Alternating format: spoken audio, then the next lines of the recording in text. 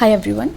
So previous lectures पे हमने topic उठाया था ऑपरेटर, और हमने कुछ एक दो टाइप के ऑपरेटर डिस्कस भी किए थे। लाइक अरिथमेटिक हमने देख लिया था, एंड अरिथमेटिक देखा था, रिलेशनल देखा था, और हमने असाइनमेंट ऑपरेटर या अरिथमेटिक असाइनमेंट ऑपरेटर भी कंप्लीट कर लिया था।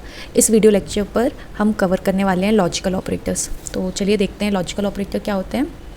अगर सिंपली मैं डेफिनेशन की बात करूं तो यू कैन से कि logical operators are used to combine multiple conditions,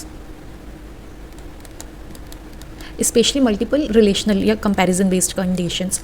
So basically relational operator के जैसे ही logical operators भी हमें bool result या true और false में result return करते हैं। से इसको एक एग्जाम्पल से समझते हैं।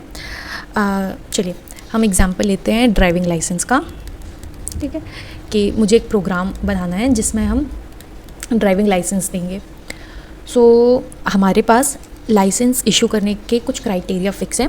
फॉर एग्जांपल मैं लाइसेंस सिर्फ उन्हीं लोगों के लिए अलाउड कर सकती हूँ या इशू कर सकती हूँ जिनकी एज 18 या उससे ग्रेटर हो और एज 70 या उससे कम होनी चाहिए।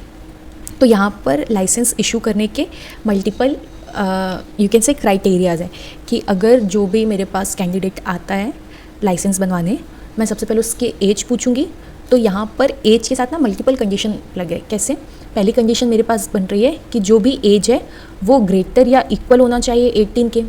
दूसरी कंडीशन है सेम एज पर कि एज छोटी या इक्वल होने चाहिए 70 के। मतलब 18 और 70 के बीच के जितने लोग हैं सिर्फ वही लोग ड्राइव कर सकते हैं, उन्हीं का हम ड्राइविंग लाइसेंस इशू करेंगे।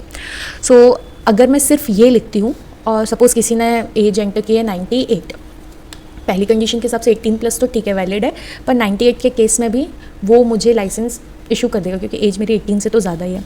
दूसरा देखते हैं, अगर मैं सेकेंड टाइप में जाती हूँ और मैंने एंटर किया है 15, तो 15 इज़ लेस देन और इक्वल 70, ये कंडीशन भी ट्रू हो रही है। तो हम अलग अलग कंडीशन लिखने की जगह इसको क्लब करके लिखेंगे। बेसिकली इस कंडीशन पर क्या हो रहा है, पहली वाली भी ट्रू होनी चाहिए, दूसरी वाली भी ट्रू होनी चाहिए।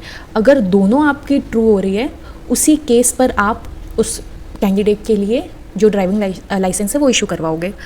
तो आके समझते हैं कि लॉजिकल ऑपरेटर्स कितने टाइप के होते हैं, क्या किसमें क्या डिफरेंस है, ये सारी चीज़ें देखते हैं। तो बेसिकली अगर हम टाइप की बात करें तो मेनली 3 टाइप है आपके लॉजिकल ऑपरेटर्स के। फर्स्ट है एंड, सेकंड है और, and third one is not. ठीक है, एक एक करके समझते हैं। तो बेसिकली मैं यहाँ पर ना एक ट्रुथ टेबल टाइप स्ट्रक्चर बना रही हूँ जिससे ना हमें समझना काफ़ी हद तक आसान हो जाएगा कि एंड और नॉट काम कैसे करते हैं। तो मैं यहाँ पर पहला इनपुट, आप इनपुट बोल लो, एक्सप्रेशन बोल लो या कंडीशन बोल लो। ठीक है, ये फर्स्ट इनपुट एक्सप्रेशन कंडीशन आप जो भी लिखना चाहो वो है। देन यहाँ पर ये सेकंड एक्सप्रेशन इनपुट कंडीशन। अब इन दोनों कंडीशन को क्लब करने के लिए हम लॉजिकल ऑपरेटर्स यूज़ करते हैं ना, एक दो या दो से ज़्यादा कंडीशंस को क्लब करने के लिए या यू कैन से कि कंबाइन करने के लिए लॉजिकल ऑपरेटर्स हेल्प करते हैं। तो बेसिकली अगर फर्स्ट इनपुट ट्रू है, ट्रू बोल लो, 1 बोल लो, या फिर कोई नॉन ज़ीरो एलिमेंट, ठीक है, ऐसा एलिमेंट जिसकी वैल्यू नॉन ज़ीरो है, एंड सेकंड फॉल्स है या ज़ीरो है, तब क्या आंसर होगा? फर्स्ट वाला फॉल्स है एंड सेकंड ट्रू है। अगर मैं ट्रू लिख रही हूँ तो मतलब ट्रू 1 या नॉन ज़ीरो, इनमें से कुछ भी हो सकता है। दोनों ट्रू हैं तब क्या होगा, एंड दोनों फॉल्स हैं तब क्या होगा। तो अब देखते हैं, इसका नाम दिया है मैंने, फर्स्ट इनपुट का नाम है ए, सेकेंड इनपुट का नाम है बी। फर्स्ट है आपका and operator A and B, ये क्या रिटर्न करेगा? तो बेसिकली एंड क्या बोलता है, अगर आपकी दोनों कंडीशन या दोनों एक्सप्रेशन 1 रिटर्न कर रहे हैं, सिर्फ उसी केस में आपका फाइनल आंसर ट्रू आएगा या 1 आएगा। बाकी जितने भी केस हैं, लाइक दोनों ज़ीरो है तब तो पूरी बात फॉल्स पे ही चली गई। कोई एक भी अगर ज़ीरो है तो फाइनल आंसर आपका फॉल्स आता है। तो यहाँ पर true and false, answer is false. False and true, answer is false. True and true, इस केस में आंसर आपको ट्रू मिलेगा। ज़ीरो एंड ज़ीरो, फॉल्स है दोनों तो फॉल्स। सेकेंड है हमारा और ऑपरेटर, ए और बी अप्लाई करते हैं। अब ए और बी के केस पे क्या होगा, और क्या बोलता है, अगर एनी वन, कोई एक एक्सप्रेशन भी 1 रिटर्न कर रहा है या ट्रू है तो आपका फाइनल आंसर ट्रू मिलता है। सो बेसिकली पहला ट्रू है, दूसरा फॉल्स हो, ट्रू हो, कोई फ़र्क नहीं पड़ता, यही हमारा आंसर डिसाइड कर रहा है कि फाइनल आंसर ट्रू मिलेगा। तो true and zero true, zero and second वाला ट्रू है तो आंसर आपको मिलेगा ट्रू। देन दोनों ट्रू है तो भी आपको आंसर ट्रू मिलेगा, दोनों फॉल्स हैं इस केस पर बस आपको आंसर मिलेगा फॉल्स।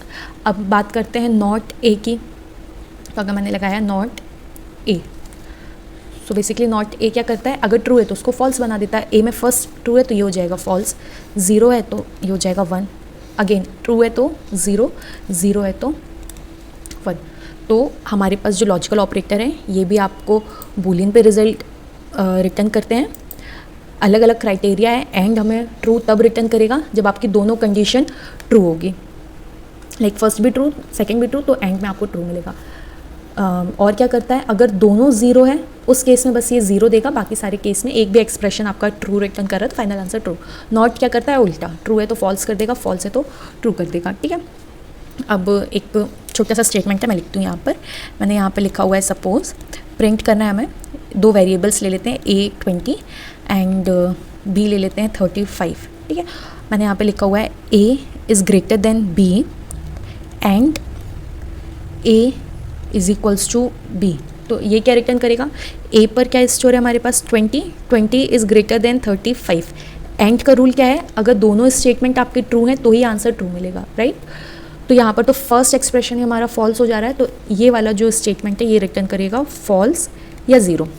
ओके, नेक्स्ट अपन ट्राई करते हैं कुछ। मैंने लिखा हुआ है, अब मैं प्रिंट नहीं लिख रही हूँ, डायरेक्ट एक्सप्रेशन लिख रही हूँ। a पर है 30 एंड b पर है 60।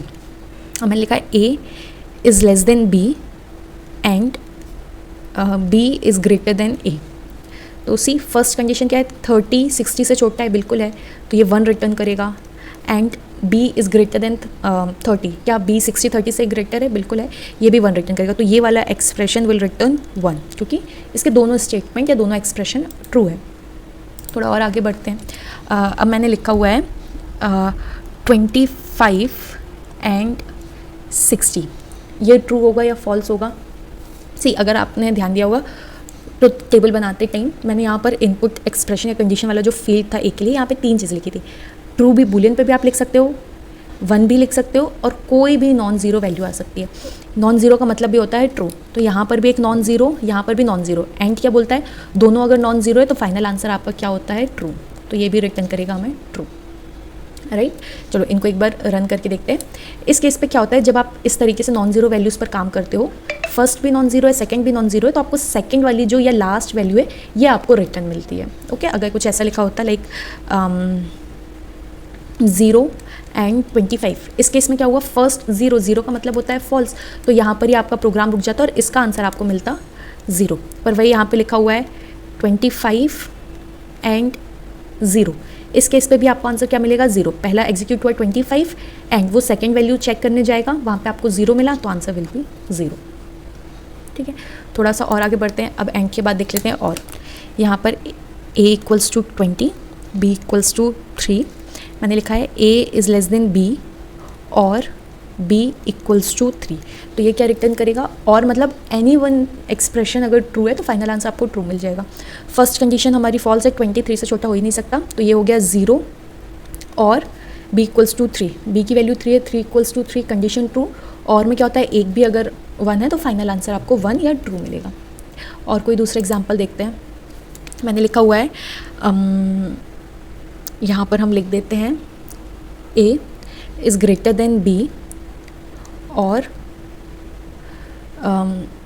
a is equals to 3। ये क्या रिटर्न करेगा, फर्स्ट ट्रू हो गया, 23 से बड़ा हुआ है, ठीक है, यहाँ पे 23 से बड़ा है, तो ठीक है, यहाँ पर जब आपको पहले ही ट्रू मिल गया तो आगे कुछ चेक करने की ज़रूरत ही नहीं, क्योंकि फाइनल आंसर आपको बूल में मिलने वाला है। तो यहाँ पे फर्स्ट ट्रू है तो आपको फर्स्ट के हिसाब से वैल्यू मिल जाएगी 1। अगर ये फॉल्स होता तो फिर हम नेक्स्ट वाले पर एक होप रहती है हमें कि आगे जाके देखें नेक्स्ट वाला ट्रू है या नहीं। सो आगे बढ़ते हैं नेक्स्ट, और के बाद एक और बचा है हमारा नॉट। अगर मैंने लिखा हुआ है a is greater than b, a और b को हम यही कंसीडर कर रहे हैं 20 एंड 3, और इसके आगे मैंने लगा लिया है नॉट, तो ये क्या हो जाएगा, a is greater than b is 1, condition true. इसके आगे अगर आपने नॉट लिख दिया है तो आंसर क्या हो जाएगा आपका 0, not a is 0। Done, okay, इसको एक बार चलकर हम रन करके देख लेते हैं, देन फिर हम चलेंगे हमारे नेक्स्ट ऑपरेटर की तरफ। तो एक नई फाइल बना लेते हैं जल्दी से। यहाँ पर मैंने लिखा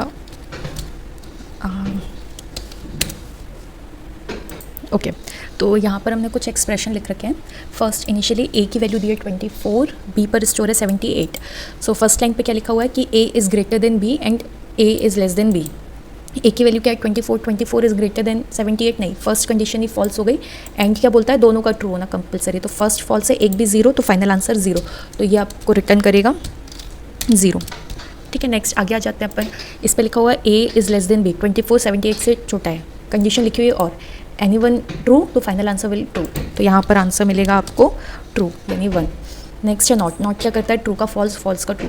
तो पहले कंडीशन चेक करेंगे अपन, क्या 24 छोटा है 78 से, येस, तो ये बन जाएगा 1, 1 का नॉट हो जाता है 0, तो इसके बाद हमें मिलना चाहिए 0।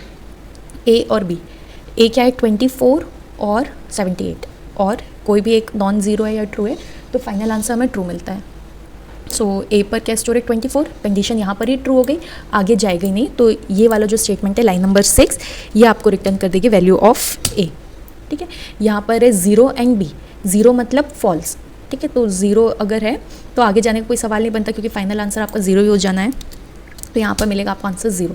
यहाँ पे लिखा हुआ है ए मतलब 24 एंड आगे चल के आपको 0 मिल रहा है, मतलब फाइनल आंसर इज़ 0। ठीक है, ये हमने आंसर प्रिडिक्ट किया, एक बार रन करके देखते हैं आंसर क्या आ रहे हैं। तो फर्स्ट आपको मिल रहा है फॉल्स, हमने भी वही प्रिडिक्ट किया था 0। सेकंड मिल रहा है ट्रू, सेम 1। फिर उसके बाद नेक्स्ट है 0 फॉल्स, फिर आपको मिल रहा है 24 देन 0 0 0 0। सो जो हमने प्रिडिक्ट किया था, जो आंसर आए हैं वो हमारे मैच हो रहे हैं। सो बेसिकली लॉजिकल ऑपरेटर का रोल क्या है, जब आपको मल्टीपल कंडीशंस क्लब करनी हो या डिफरेंट कंडीशन के साथ डिफरेंट कंडीशन को कंबाइन करके आपको कोई कंडीशन फॉर्म करनी है, तो हम लॉजिकल ऑपरेटर्स का यूज़ करते हैं। जैसे ड्राइविंग लाइसेंस वाला, अब आप बता सकते हैं कि यहाँ पर कौन सा ऑपरेटर आएगा जब आपको दोनों कंडीशन ट्रू होनी चाहिए लाइसेंस इशू करने के पहले, तो यहाँ पर जो आप यूज़ करोगे ऑपरेटर वो होगा लॉजिकल एंड। ठीक है, आज के लिए रखते हैं इतना ही, नेक्स्ट वीडियो पर हम पढ़ेंगे about bitwise operator. Thank you, bye bye.